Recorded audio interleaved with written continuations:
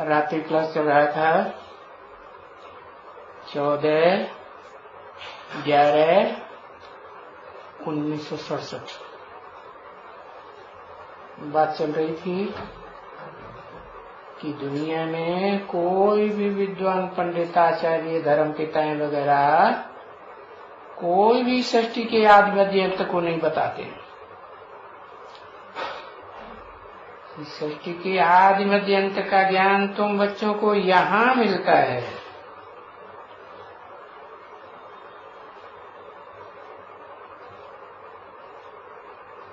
तो ये बात समझाने का खैर चाहिए बच्चों में। अभी ये युक्तियां चाहिए ना किसको बताने की।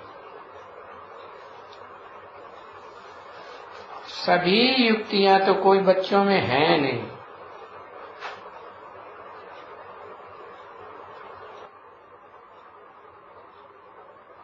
कोई में नहीं है माना A to Z,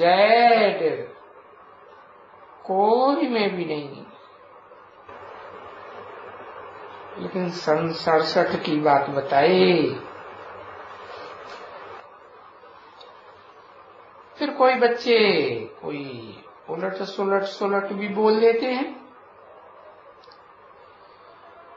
नहीं तो ये जो बाप कहते हैं कि थोड़ा ही बोलो,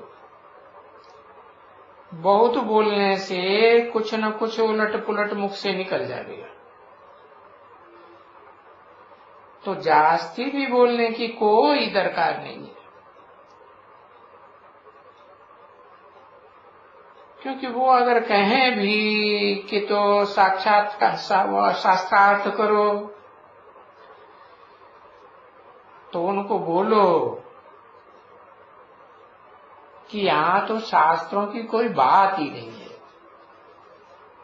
क्योंकि शास्त्र तो सब मनुष्यों के लिखे हुए हैं, कोई भगवान ने तो लिखे नहीं। और यहाँ तो हम कहते हैं भगवान स्वयं साक्षात इस सृष्टि पर आया हुआ है, तब जब इस सृष्टि को, पुरानी दुनिया को, दुखदायी दुनिया को नई दुनिया बनाना है। उसको कहा जाता है हेवनली गॉडफादर। हेवनली गॉडफादर आवेंगे तो हेवन रचने की युक्ति बतावेंगे ना, तो उसके लिए शास्त्रों की कोई बात नहीं। और हाँ, यादगार बना हुआ है भगवत गीता, जिसमें लिखा है श्रीमद् भगवत गीता। भगवत माने भगवान की गाई हुई ज्ञान का गीत। तो गाया तो मुख से जाता है, कोई कागज पे लिखना जरूरी थोड़े ही। धर्म पिताओं ने भी कागज पे थोड़े लिख करके रखे गए, न कोई शास्त्र बनाया। तो ये तो ज्ञान का सागर एक ही है। क्या? जिस ज्ञान के सागर में जो भी गर्मी आती है वो सूर्य से आती है? सागर तो अटैचमेंट वाला है, धरणी से अटैच में होकर के रहता है। लेकिन उसमें जो गर्मी आती है जल में, जिस गर्मी आने की वजह से संसार में बरसात होती है, तो वो बरसात का निमित्त तो सूर्य ही है। वो जड़ सूर्य है, जड़ सागर है। और ये तो ज्ञान सूर्य, चैतन्य सूर्य है। वो तो स्थूल है, देखने में आता है इन आंखों से, लेकिन ये तो सूक्ष्म है, अव्यक्त है, इन आंखों से व्यक्त नहीं है जो देखा जा सके। तो जैसे आत्मा अव्यक्त है, ऐसे आत्मा का बाप भी सुप्रीम सोल भी अव्यक्त है। तो वो अव्यक्त बाप जिसमें प्रवेश करते हैं वो भी आत्मा है, वो भी चैतन्य आत्मा, लेकिन ज्ञान सागर कहा जाता है। है। सागर और सूर्य में क्या अंतर बताया ना, क्या उसमें अटैचमेंट सागर में होता है और नदियों से भी अटैचमेंट होता है कि नहीं? हाँ, धरणी से भी अटैचमेंट होता है। तो जो सूर्य है उसमें अटैचमेंट नहीं होता है। तो ये विज्ञान सूर्य है, चैतन्य है, इसमें कोई भी प्रकार की आसक्ति नहीं है किसी भी आत्मा के प्रति। भले वो सागर में प्रवेश करता है, लेकिन सागर में मुकर्रर रूप से आता है, फिर भी उसमें कोई भी सागर के प्रति अटैचमेंट नहीं। न सागर के प्रति मुकर्रर रथ के प्रति अटैचमेंट है, और न जो टेम्परेरी रथ हैं, ब्रह्मा के 4 मुख 4 दिशाओं में दिखाए जाते हैं, न उनके प्रति कोई अटैचमेंट है। देखो प्रूफ देख लो, वो दादा लेखराज ब्रह्मा है ना, ब्रह्मा के द्वारा ही निराकार बोलेगा ना, वेद वाणी सुनाएगा। वेद माने ज्ञान का अकूट भंडार है। तो अकूट भंडार वेदों को कहा जाता है भक्ति मार्ग में। तो वो अकूट ज्ञान का जो भंडार है वो तो फिर ब्रह्मा के द्वारा ही सुनाएगा ना। अब वेद कोई एक नहीं है तो ब्रह्मा भी एक नहीं, वो 4 ब्रह्मा है तो वेद भी कितने? 4 हैं। तो ऐसे नहीं कि उन ब्रह्मा नामधारियों में है जो टेम्परेरी रहते हैं उनमें प्रवेश करता है तो उनमें अटैचमेंट हो जाता है। जैसे दुनिया में तो ये देखा जाता है कि परिवार में जो माँ बाप होते हैं उनका अटैचमेंट बड़े बच्चे में होता है या तो सबसे छोटे बच्चे में हो जाता है, होता है ना। हाँ, तो ऐसी कोई बात नहीं है, उसका तो अटैचमेंट किसी में नहीं होता है। वो तो आकर के सिर्फ ज्ञान सुनाते हैं, ज्ञान माने जानकारी देते हैं, इस सृष्टि के आदि मध्य अंत की जानकारी देते हैं, अपनी जानकारी देते हैं और मुकर्रर रथ की भी जानकारी देते हैं, पूरी जानकारी देते हैं। क्या? किसके द्वारा? हाँ, वही 4 मुखों वाला जो ब्रह्मा है उनमें से जो मुख्य मुख टेम्परेरी रथ है उसके द्वारा सहज सहज भाषा में, मीठी मीठी भाषा में, जैसे भक्ति मार्ग में दिखाते हैं ना, कृष्ण ने क्या, भगवान ने मुरलिया बजाई तो मीठी होती कि कड़वी होती? मीठी होती। तो दादा लेखराज ब्रह्मा के तन में आकर के बड़ी मीठी वाणी चलाई, तो वो आकर के उस मीठी वाणी गीता ज्ञान के द्वारा ज्ञान ही तो सुनाते हैं ना, है न कि कोई अंधश्रद्धा की भक्ति की बातें सुनाते हैं।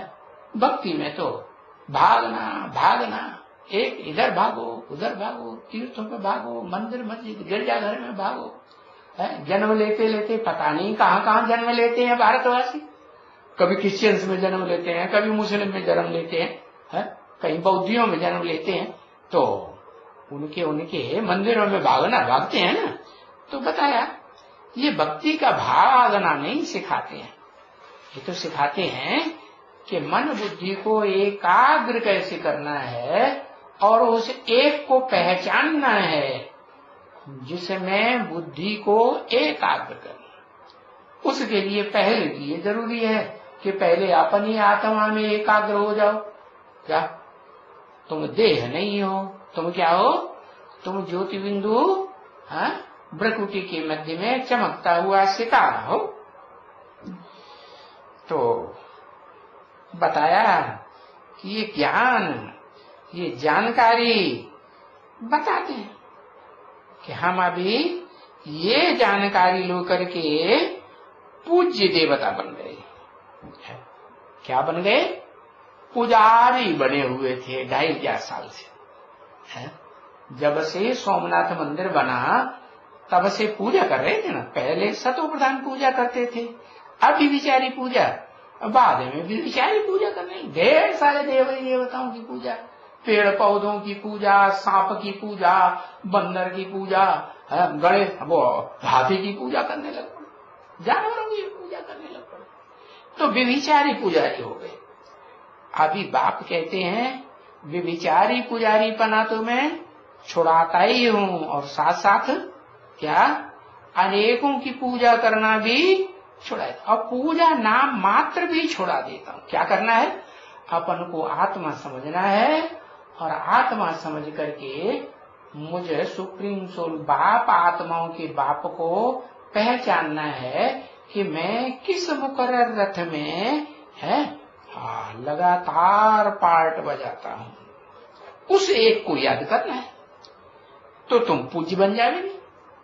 कैसे पूज्य बन जाओगे, जैसे देवताओं की पूजा होती है, मंदिरों में जाते हैं तो देवताओं की पूजा करते हैं ना। हाँ, तो ऐसे वो तो जड़ चित्र हैं, जड़ मूर्तियां हैं, लेकिन तुम तो चैतन्य देवताएं बन जाओगे। कैसे देवताएं, जिन देवताओं की बुद्धि की एकाग्रता अपनी भ्रकुटी के मध्य में स्टार देखने तक ही रहती है। क्या उनका कंसंट्रेशन एकाग्र रहता है, और जन्म जन्मांतर के लिए रहता है कि एक जन्म के लिए रहता है, जन्म जन्मांतर। तो मैं आकर के तुमको नर से ऐसा नारायण जैसा देवता बना। उन देवताओं में भी नंबर है, कोई 16 कला संपूर्ण, और कोई फिर कला घटते घटते घटते 8 कला रह जाती, ऐसे भी हो जाता। तो बताया अभी हम न पुजारी हैं, क्या अब हम कोई की पूजा नहीं करते है, पूजा तो करते ही नहीं है। हाँ, किसी की भी पूजा नहीं करते है, करते हैं? अच्छा, किसी की पूजा नहीं करते। अब जिससे लगाव लग जाता है तो उसकी पूजा करनी पड़ती है कि नहीं है? नहीं।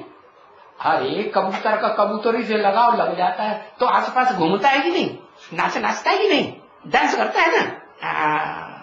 तो बताया बच्चे इस बात को समझना है कि अपन को देखना है कि हम ब्राह्मण बने हैं, ब्रह्मा के बच्चे बने हैं, और कौन सी कुरी के ब्राह्मण बने हैं। 9 कुरियां होती है ब्राह्मणों की, है एक से एक ऊंची, एक से एक नीची। तो ऊंची कुरी का ब्राह्मण बनना माना फिर किसी की पूजा नहीं करनी, माना सुप्रीम सोल जिस मुकर्रर रथ में आता है मुकर्रर रूप से, उसकी भी पूजा नहीं करनी। हाँ, उसकी भी पूजा नहीं करनी है। क्या करना है, याद करना है। तो बताया 14/11/1967 की रात्रि क्लास का दूसरा पेज। क्यों नहीं पूजा करनी है, क्योंकि भक्ति मार्ग में, शास्त्रों में सब ये ही भक्ति मार्ग का सब लिखा हुआ है कर्मकांड। ये पूजा करो, ये स्वाहा स्वाहा यज्ञ करो, ये उल्टे लटक जाओ, ये आसन लगाओ, ये नाक में सारी सांस भर लो, कुंभक प्राणायाम चलाओ, ऐसे ये देह के कर्म सिखाते हैं, कर्मकांड सिखाते हैं, कर्म इंद्रियों के कर्म करने सिखाए।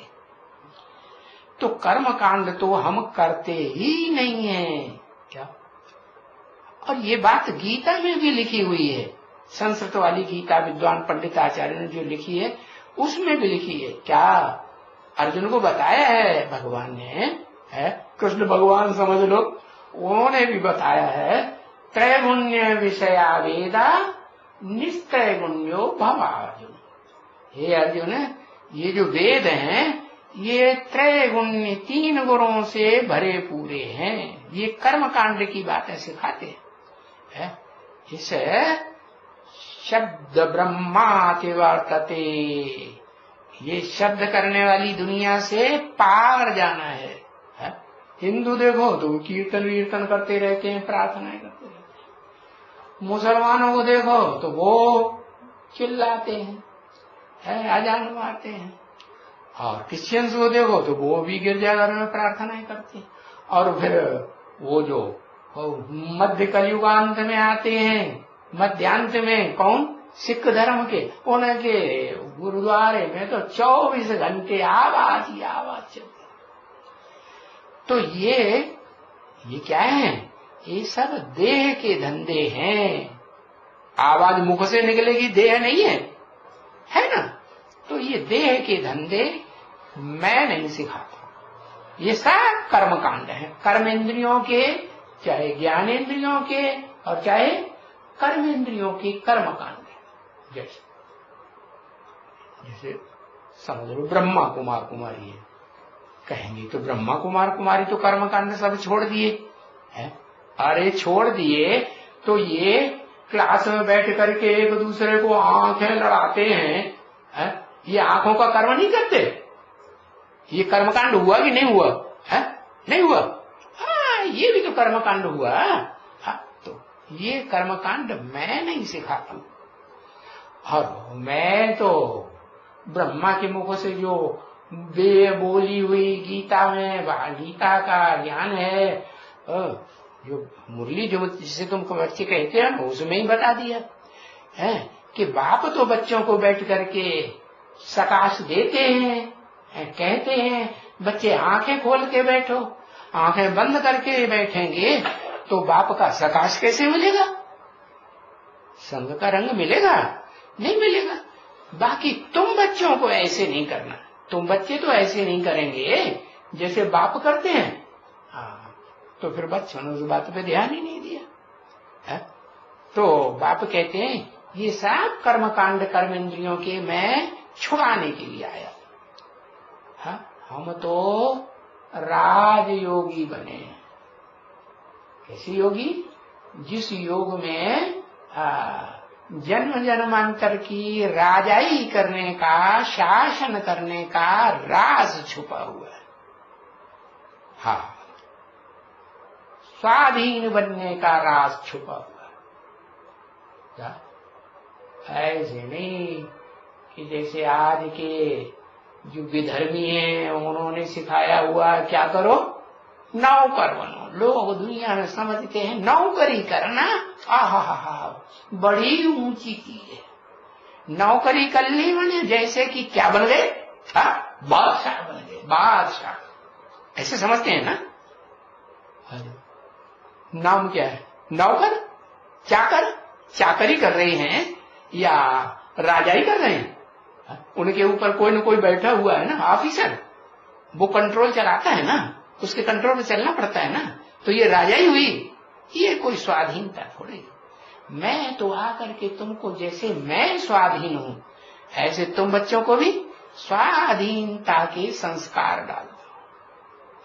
देखो उन धर्म पिताओं ने कैसे संस्कार डाले, आधीन बनाने के समय। अभी तक भी बच्चे ब्राह्मण बन रहे हैं, ब्रह्मा के बच्चे बन रहे हैं, फिर भी संस्कार कैसे डाल रहे हैं? नौकरी चाकरी के संस्कार डाल रहे हैं कि नहीं? हाँ, नौकरी चाकरी के संस्कार डाल रहे हैं। समझ भी नहीं बैठा है कि हम जैसे संस्कार संगम युग में डालेंगे वैसी ही प्राप्ति जन्म जन्मांतर करते। तो बताया हम तो राजयोगी बने। ये राजयोग सिवाय एक बाप के और कोई दुनिया में दूसरा सिखा ही नहीं सकता। और फिर ये भी नहीं है कि हम कोई हठयोगी हैं, क्या नहीं? अरे इसलिए हठयोगी से भी हम बात नहीं कर सकते हैं, है? क्योंकि हठयोगी ज्ञान योग राजयोग सिखला ही नहीं सकते हैं। वो तो हठ पूर्वक घर बार छोड़ देते हैं, हठ पकड़ लेते हैं कि बस हम ऐसा करेंगे तो ऐसा करने से कल्याण हो जाएगा। और सैकड़ों साल से, हजारों साल से वैसा करते चले आ रहे हैं, और कल्याण हो रहा है? अब कल्याण तो हो ही नहीं, मेंटेलिटी तो नीचे गिरती चली जा रही है। तो कोई भी सन्यासी वगैरह हो, हठ योगी हो, तो उनको भी ऐसे ही फट से कह देना चाहिए। कैसे? कि हम लोग तो राजयोगी हैं, सहज राजयोगी, सहज सहज चलते हैं। ऐसे भी नहीं कि हम राजयोगी हैं तो राजयोग के द्वारा ही हम अपनी बीमारियों के ऊपर कंट्रोल करेंगे, नहीं, सहज सहज लगे। राजयोगी जब तक हम पक्की प्रैक्टिस राजयोग की नहीं कर लेते हैं, तब तक हम क्या करेंगे?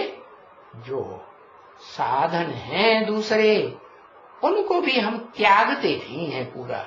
क्या? कुछ न कुछ दवाई, कुछ न कुछ जो मनुष्यों की बताई हुई बातें हैं, हम उनका आचरण, हाँ ये जरूर है, बाप कहते कुछ भी करो, क्या एलोपैथी करो, तुम होम्योपैथी करो, तुम आयुर्वेद करो, तुम ये क्या नाम प्राकृतिक चिकित्सा करो, लेकिन मेरे को याद करते रहो। क्या पक लगा दी? क्या प्रैक्टिस करो, कुछ भी करो, लेकिन बीच बीच में मेरे को मिल गया। जैसे गीता में लिखा है, एक घड़ी आधी में पुण्य, तुलसी संगत साधकी हर कोटि अपराध। अरे सत्य का संग जितना थोड़े से थोड़ा कर सको है, उतना अच्छा है। स्वल्पम अप्यस्य धर्मस्य त्रायते महतो भया, ये तो गीता में भी लिखा हुआ है ना। इस धर्म का, जो बाप ये धर्म स्थापन करते हैं, इसका थोड़ा भी अभ्यास करेंगे तो वो दुनिया में जो आने वाला बड़ा भयंकर भय है, उससे तुम्हारी रक्षा कर देगा। तो फिर ये यहाँ हठ योग नहीं सिखाया जाता कि भाई हम तो राजयोग ही करेंगे, हम कोई दूसरी पैथी नहीं अपनाएंगे। नहीं, हम लोग तो हठ भी नहीं करते हैं। हाँ, एक तो वो पुजारी और दूसरे वो हठ योगी। हाँ, कोई राजयोगी तो हो ही नहीं सकते है, न वो पुजारी राजयोगी हो सकते और न वो हठ योगी राजयोगी हो सकते। हम कहेंगे तो ना, हम तो हठ योगी भी नहीं है, राजयोगी भी नहीं है। कोई कहे कि तुम हठ योगी नहीं हो, तो अभी तो तुमने कहा कि हठ योगी नहीं हो, तो ये ब्रह्मा कुमार कुमारी तो सब अभी भी दृष्टि देते हैं। हाँ, आंखों से ये हठ छोड़ रहे हैं, आंखों से ये जो लेन देन करते हैं दृष्टि का, ये हठ छोड़ रहे हैं, तो हठ योगी है कि नहीं है? है कि नहीं? हाँ, तो तुम ब्राह्मण लोग भी तो हठ योगी हो नहीं? अरे हम ब्राह्मण एडवांस ज्ञान ले रहे हैं, हमें बाप आकर के टीचर बन करके वो जो गीता ज्ञान है, उस गीता ज्ञान का हम व्याख्या दे रहे हैं, गहराई से बता रहे हैं। हाँ, कि इस ज्ञान को आलोड़न करो, मनन चिंतन मंथन करो, और मनन चिंतन मंथन करके जो सार की बात है वो निकालो। क्या सार की बात? हम आपस में एक दूसरे को दृष्टि का लेन देन का हठ योग नहीं करते। किससे करते हैं? हाँ, एक बाप से। कहीं कौन है बाप? तो जो भी बाप के रूप में पार्ट बजाने वाली आत्मा होगी, वो भी तो ब्रह्मा कुमार है, नहीं है? तो वो ब्रह्मा कुमार वो दूसरों को देखेगी आंखों से, स्थूल आंखों से है? अरे वो बाप को याद करेगी या दूसरों को देखेगी? क्या करेगी? है? बाप को याद करेगी। हाँ, बाप ने ये कहा है कि आंखें खोल करके बैठना है, तो आंखें खोल करके बैठना एक बात है, और खुली आंखों से कोई को न देखना ये एक अलग बात। जैसे कोई बाबा ने मिसाल दिया है महबूब का, और कारखाने में जा रहा है, महबूबा को याद करते करते जा रहा है, खुली आंखों से जाएगा ना। हाँ, कारखाने में जाके किसी ने पूछा तुमने रास्ते में किसी को देखा? कहा हमने किसी को नहीं देखा। अरे क्या आंखें बंद अंधे होकर के आ रहे थे? आंखें तो खुली थी ना। हाँ, आंखें तो खुली थी, लेकिन हमने किसी को देखा नहीं। क्या मतलब हुआ? मतलब यह हुआ कि जब बाप की याद में होंगे तो फिर गहरी याद में होंगे तो कोई दूसरा दिखाई नहीं पड़ेगा। ऐसे हो सकता है कि नहीं कि देखते हुए भी न देखना, सुनते हुए भी न सुनना। ऐसी प्रैक्टिस है सहज राजयोग की बाप हमको सिखाए रहे। तो हम कोई हठ योगी नहीं है। तुम कह नहीं सकेंगे, हाँ ये नहीं कह सकेंगे कि हम राजयोगी हैं, क्योंकि हमने अभी पूरा राज जाना नहीं है इस सृष्टि का। अपनी आत्मा के ही 84 जन्मों का राज हमने नहीं जाना है? जाना है? कोई छाती ठोक करके ब्रह्मा कुमार कहेगा कि हमने अपने 84 जन्मों का पूरा राज जान लिया? किस जन्म में हमने क्या क्या पार्ट बजाया जान लिया? अरे इस जन्म की भी बात है, बहुत सी याद नहीं रहती, तो अनेक जन्मों को कहां से याद रहेगा? तो देखो, तो हम राजयोगी हैं ऐसा नहीं कह सकते। क्यों? कि सुख के लिए तो कहते हो क्या कि काग विष्टा समान सुख है इस दुनिया का। इस दुनिया का जो भी इंद्रियों से सुख भोगते हैं, चाहे ज्ञान इंद्रियां हो, चाहे कर्म इंद्रियां हो, कर्म इंद्रियों में भ्रष्ट इंद्रियां हो, उनसे जो भी सुख भोगते हैं वो कागविष्टा समान। कागविष्टा समान का क्या मतलब हुआ? कागविष्टा समान का अर्थ हुआ कि मनुष्य जो कुछ खाते हैं उसका जो कचरा लेटरिन निकलती है उसे कौवा खाता है। खाता है कि नहीं? तो उसे कागविष्टा समान कहा जाता है। माने कौवा जो खाता है उसका भी जो बचे लेटरिन, ऐसा सुख इस दुनिया का हो गया है। क्या? तो बढ़िया से बढ़िया सुख भोगा देवताओं ने स्वर्ग में।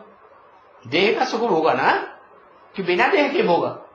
देह से ही सुख भोगा।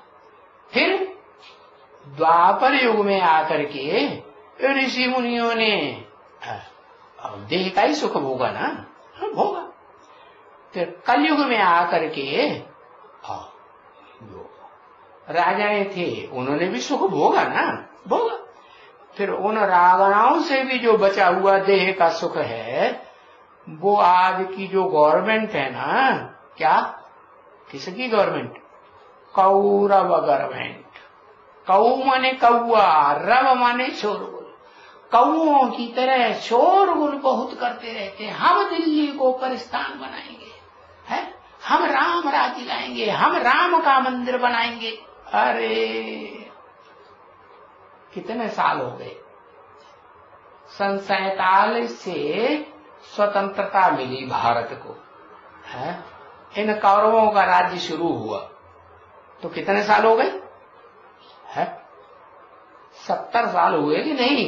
हाँ, सन 70 साल से लेकर के अभी तक है हालत सुधरती जा रही है कि और ही बिगड़ती चली जा रही। माना जो गद्दी नशीन बैठ करके बैठते हैं राजाई के ऊपर, MLA MP बड़े बड़े ऑफिसर वगैरह हैं या नौकर चाकर गवर्नमेंट के होते हैं, वो तो कह सकते हैं कि हम बड़े सुख में हैं, लेकिन ये तो मुट्ठ भर होते हैं। बाकी जो पब्लिक है 70% पब्लिक तो खेती किसानी करने वाली है ना, जानवरों के आधार पर अपना जीवन चलाने वाली है ना, मजदूरी मेहनत करने वाली है ना, तो टोटल मिलाकर के 80-90% तो ऐसी पब्लिक है जो बहुत दुखी है। उनका दुख किसी को नहीं, भले भूख मरते रहे। अखबारों में आता भी रहता है उड़ीसा में भूख से इतने लोगों ने प्राण त्याग दिए, ऐसे सुनते भी रहते हैं। तो देखो इस दुनिया में जो भी सुख है वो क्या है? काग विष्टा समान सुख रह गया है। अब यहां स्वर्ग तो है ही नहीं। क्यों नहीं है? क्योंकि स्वस्थिति में जाना, स्व माने आत्मा, ग माने गया, स्वस्थिति में जाने की प्रैक्टिस कोई करना ही नहीं चाहते। ये तो अर्धनास्तिक गवर्नमेंट है। क्या निराकार को तो मानते हैं, लेकिन उस साकार को नहीं मानते जिस साकार ने गीता ज्ञान सुना करके, राजयोग सिखा करके जन्म जन्मांतर का राजा बनाया था। अरे ये गवर्नमेंट तो राजाओं को नाश करने वाली गवर्नमेंट है। राजाओं को थोड़ा अंग्रेजों के जमाने में प्रीवी पर्स मिलता था, परिवार का खर्चा चलता था, वो भी इन्होंने बंद कर दिया। इनको तो राजाई मात्र से ही घृणा है।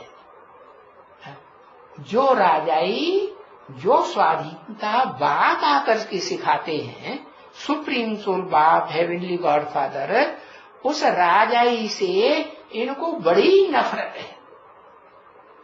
तो ये नहीं समझते हैं कि तुम जो राजाई प्रजा के ऊपर प्रजा का शासन चला रहे हो, इसमें तो काग विष्टा समान सुख भोग रहे हो। भले तुमने 5 स्टार होटल देखने में बढ़िया बढ़िया बनाए लिए, लेकिन वहां जो हाथी हैं वो वैश्याएं हैं, वैश्याएं, कालगर्ल।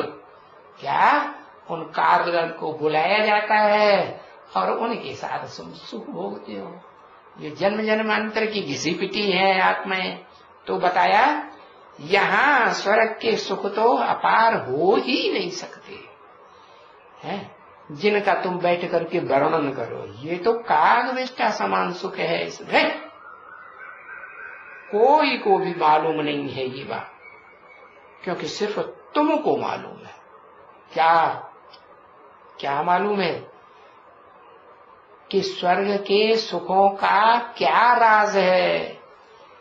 बाकी और तो कोई को भी मालूम नहीं है, कोई मनुष्य मात्र को मालूम नहीं है सिवाय तुम्हारे। और तुम्हारे में भी फिर नंबरवार है पुरुषार्थ। नौकरियों के ब्राह्मण है ना, है? कोई तो अव्वल नंबर के, तो श्रेष्ठ कम होते हैं या ज्यादा होते हैं? जो श्रेष्ठ होते हैं तो वो तो बहुत थोड़े, अव्वल नंबर कुरी के तो बहुत थोड़े होंगे, और लास्ट कुरी के सबसे जास्ती होंगे। तो बताया नंबरवार पुरुषार्थ। और जो फर्स्ट कुरी के भी हैं उनमें भी नंबरवार हैं कि सब एक जैसे हैं? नंबरवार। तो ज्ञान तो बाबा का बहुत अच्छा है। क्यों अच्छा है? बाबा का ज्ञान क्यों कहा? सुप्रीम सोल बाप का ज्ञान क्यों नहीं कहा, जिसका कोई बाप नहीं? क्योंकि वो बाप भी मुकर्रर रथ में प्रवेश करते हैं तो बाबा कहे जाते। क्या साकार तन में आते हैं तब अनेक संबंध है। उन सब संबंधों में सबसे मीठी से मीठा संबंध है बाबा। क्यों? क्योंकि दुनिया में भी बाप से समझते हैं कि हमें बहुत प्राप्ति होती है, इस जीवन को जीने का वर्षा मिलता है, सुख शांति से रहने का। लेकिन बाप चाहे तो राजाई अपनी वर्षा दे या न दे, ऐसा भी तो होता है। बाप नहीं देता है तो बाबा का जो वर्षा है वो तो हर बच्चे को मिलता ही मिलता है। तो वो दुनिया के तो बाबा होते हैं, वो दुनिया के जो बाबा होते हैं वो तो अल्पकाल के बाबा, एक जन्म के बाबा। और ये बाबा तो 21 जन्म की बादशाही देने आया है।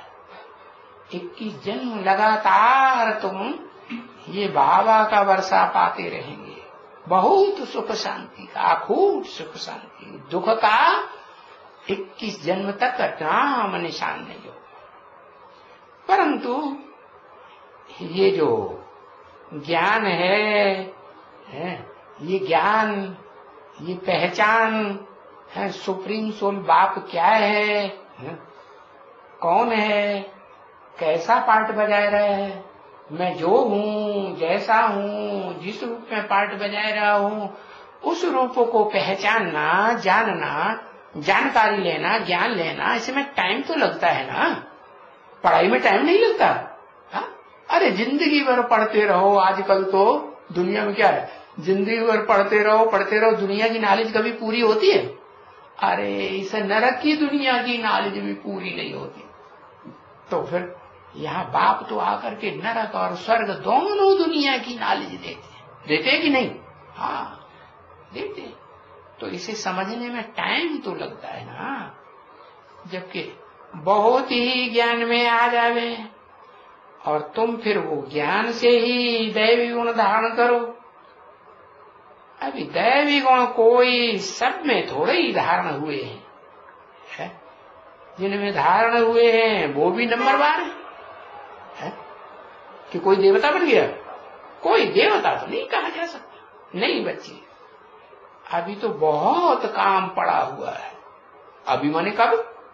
सन 67 में। 67 में भी बहुत काम पड़ा हुआ है। ज्ञान सुनाने का ही, बेसिक ज्ञान सुनाने का ही बहुत काम पड़ा हुआ है।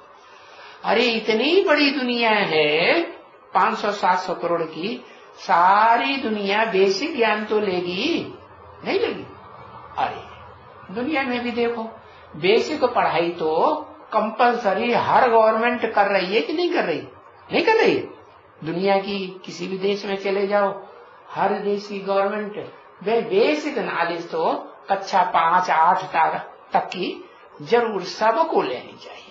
तो बाप भी कहते हैं ये बेसिक ज्ञान जो है वो तो 500-700 करोड़ मनुष्य आत्माओं को सबको मिलना है। लेकिन ये काम कहाँ तक हुआ है? अभी भारत में भी सबको मिला है बेसिक ज्ञान। जानते हैं ब्रह्मा कुमारी क्या सुनाती है? नाम भी नहीं पता है बहुतों को तो है। कोई ब्रह्मा कुमारी विश्वविद्यालय भी है, नहीं जानते। तो बहुत काम पड़ा हुआ है। क्योंकि समझो, कोई देखते हैं है? कोई मिलते हैं है? किसके साथ? या जेवर वेवर वगैरह तो कोई पहनते हैं, तो वो तो समझेंगे ना कि तो ये तो जेवर पहनते हैं इनको है। इनमें फिर ज्ञान कहां से आया? कहेंगे ना। हाँ, तो क्योंकि इसमें है बेहद का संन्यास। हद के जेवरों की बात नहीं है।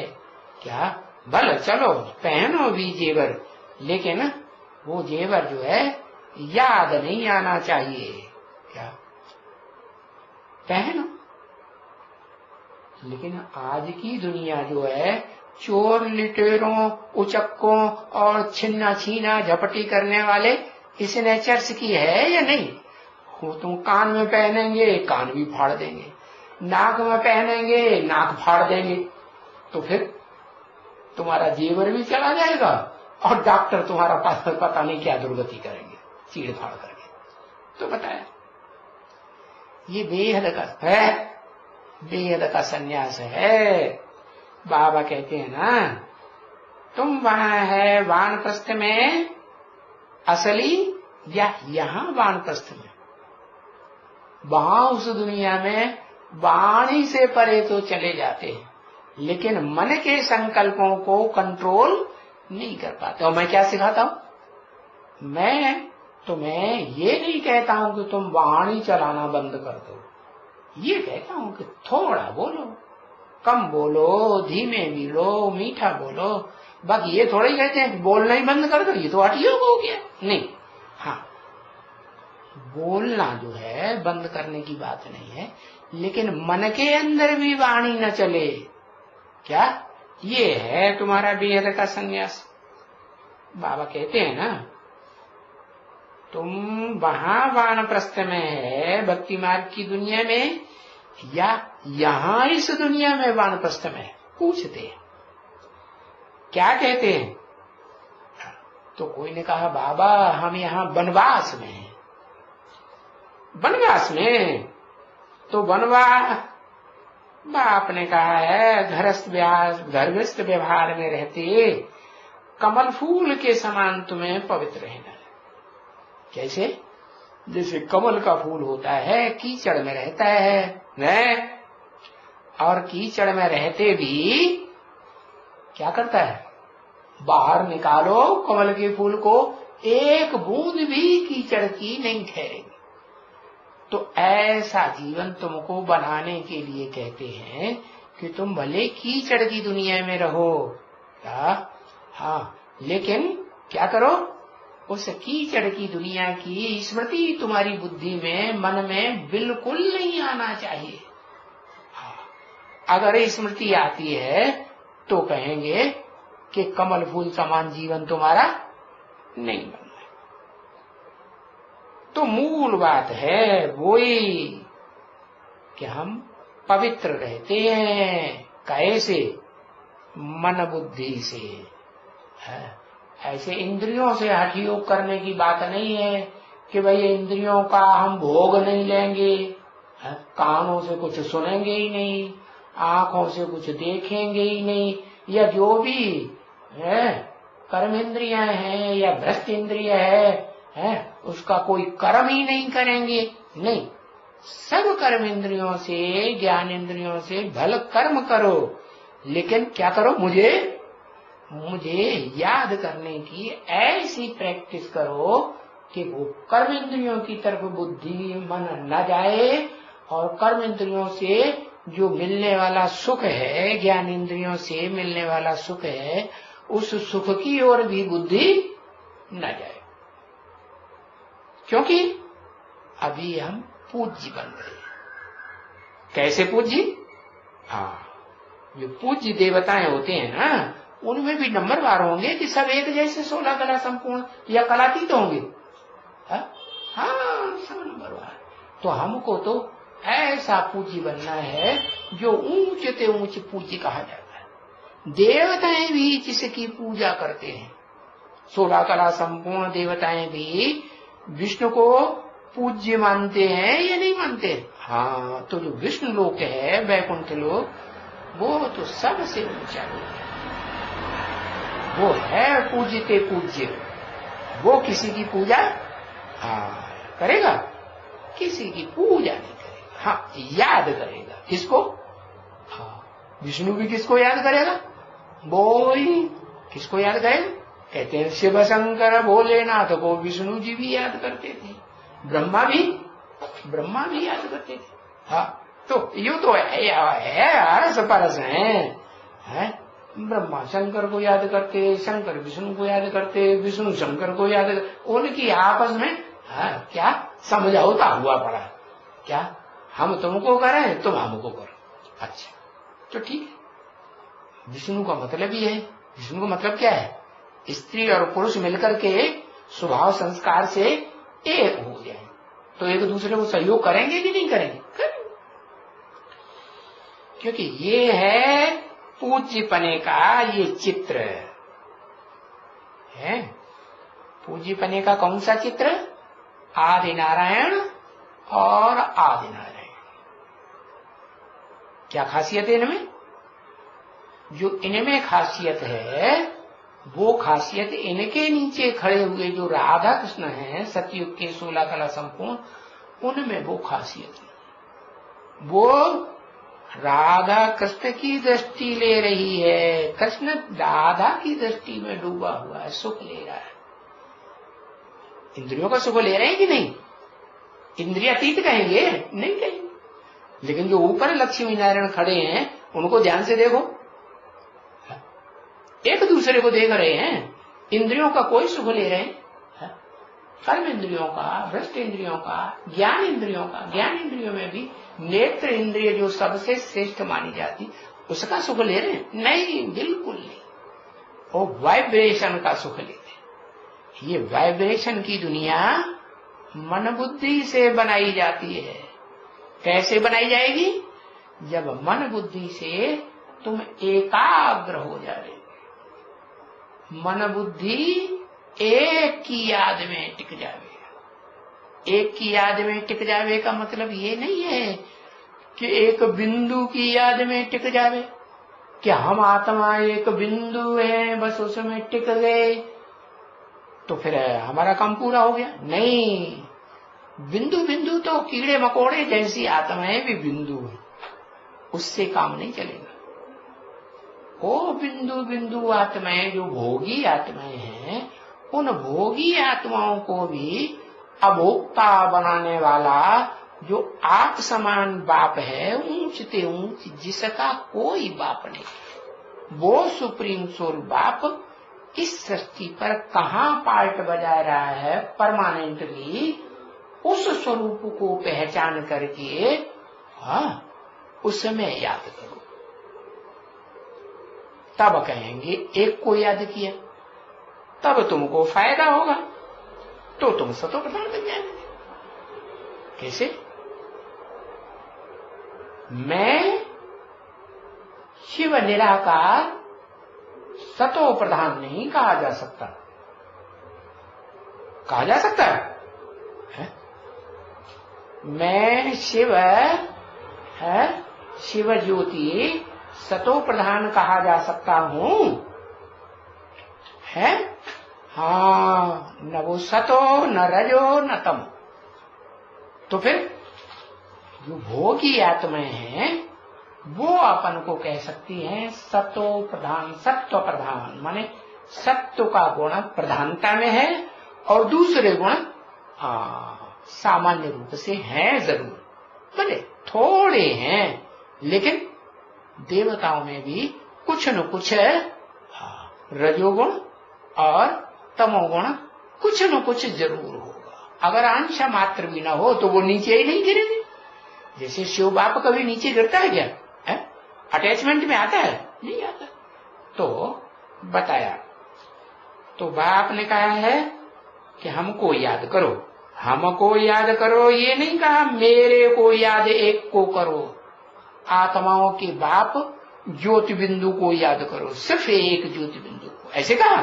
नहीं, एक को नहीं याद करो। किसको याद करो? हमको। हमको माने कम से कम, हमको माने कम से कम दो हैं संपूर्ण स्टेज वाले, क्योंकि मैं जिसमें प्रवेश करता हूं मुकर्रर रथ में, उसको भी आप समान बनाकर जाता हूं। तो हम दोनों को याद करो, एक ही व्यक्तित्व में, एक ही रूप में। तुम तमो प्रधान से सतो प्रधान बन जाओ, है? हमको याद करेंगे तो बनेंगे। बाबा ने तो ऐसे कहा है, क्या ऐसे नहीं कहा है कि ब्रह्मा कुमार कुमारी जो है तथाकथित कहते हैं शिव बाबा ज्योति बिंदु है। अरे वो तो बिंदु बिंदु आत्माओं का बाप है। बाबा ग्रैंड फादर कहां से हो गया? ये बाबा, चाचा, नाना, काका, ताऊ, माता, पिता, ढेर संबंध तो तब बनते हैं जब वो सुप्रीम सोल साकार शरीर में प्रवेश करते हैं। तो मैं ये नहीं कहता हूं कि मुझे एक ज्योति बिंदु को याद करो, हमको याद करो, माने हम दो हैं। कौन दो? हम दो कौन है? कहते हैं ना, हम दो हमारे दो। आज की दुनिया में क्या नारा लगाते हैं? हम दो हमारे दो।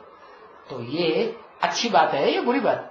सतयुग के आदि से ही जो बच्चे पैदा होंगे, एक बच्चा पैदा होगा कि दो पैदा होंगे साथ साथ? हाँ, 16 कला संपूर्ण जो देवताएं होते हैं वो भी दो पैदा हो।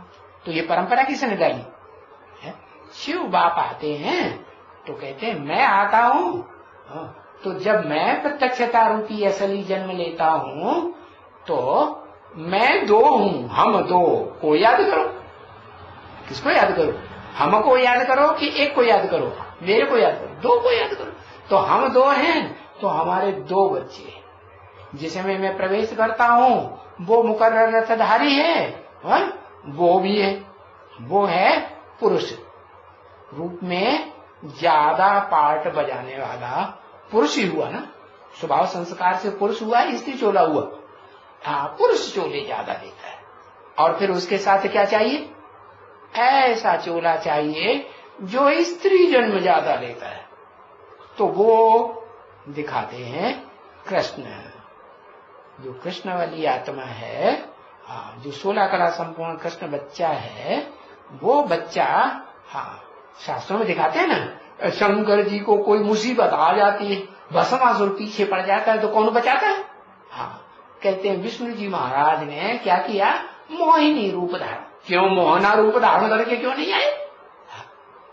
क्योंकि उनका पार्ट ही ऐसा है, मोहिनी रूप धारण करके आते हैं तो जो असुर हैं वो कंट्रोल में आ जाते हैं। ऐसे ही वहां कहा जब देवासुर संग्राम हुआ है, उनमें झगड़ा हो गया, अमृत को लेकर के खींचातान होने लगी, तो फिर वो वहां भी मोहिनी रूप धारण करके आ गए।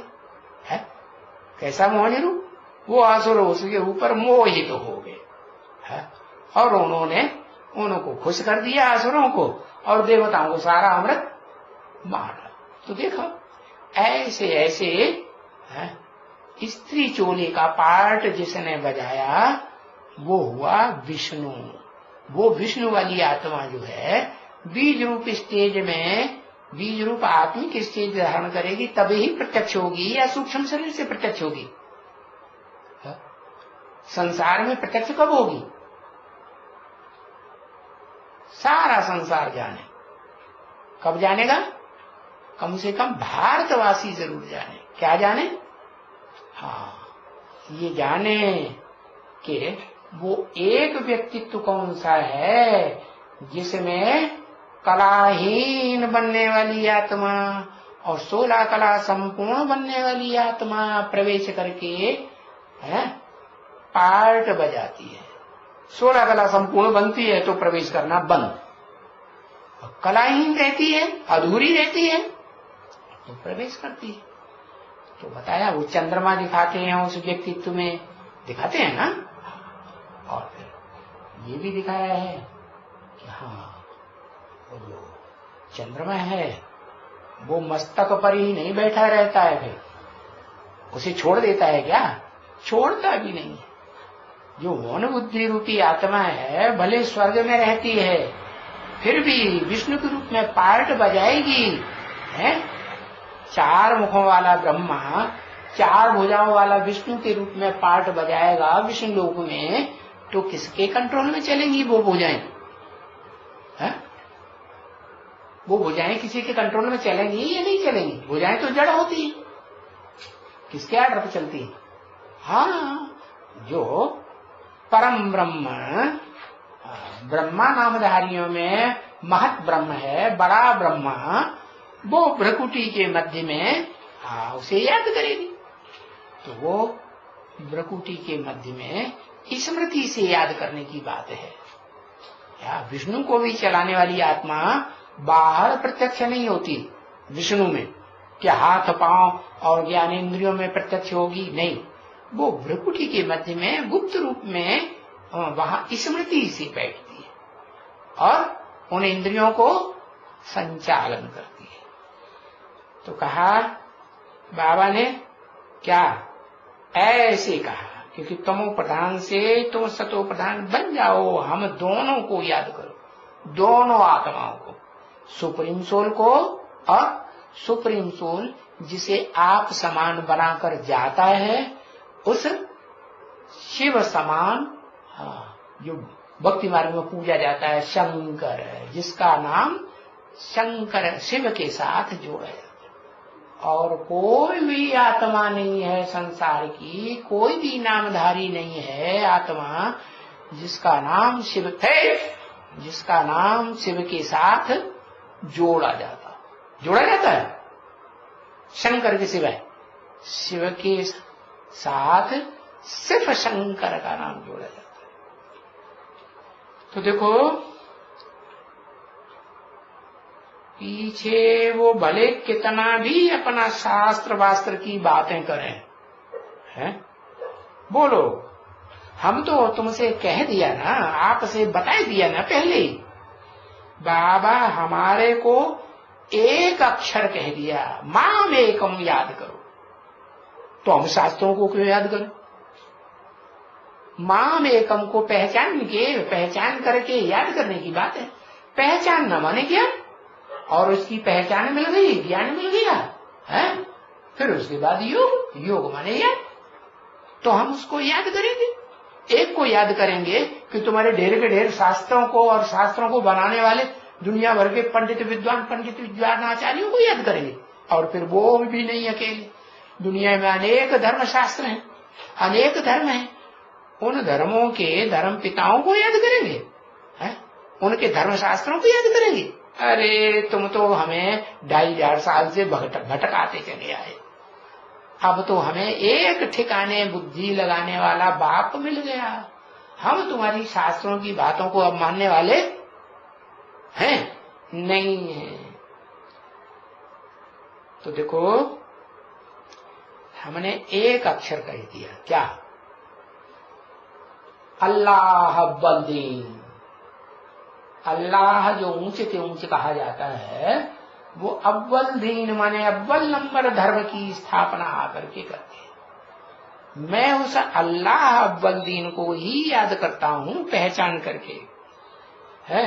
सिर्फ हम अलग ही जानते हैं, जिससे पीछे बाद में हमको जन्म जन्मांतर की बादशाही मिलती है, एक जन्म की नहीं।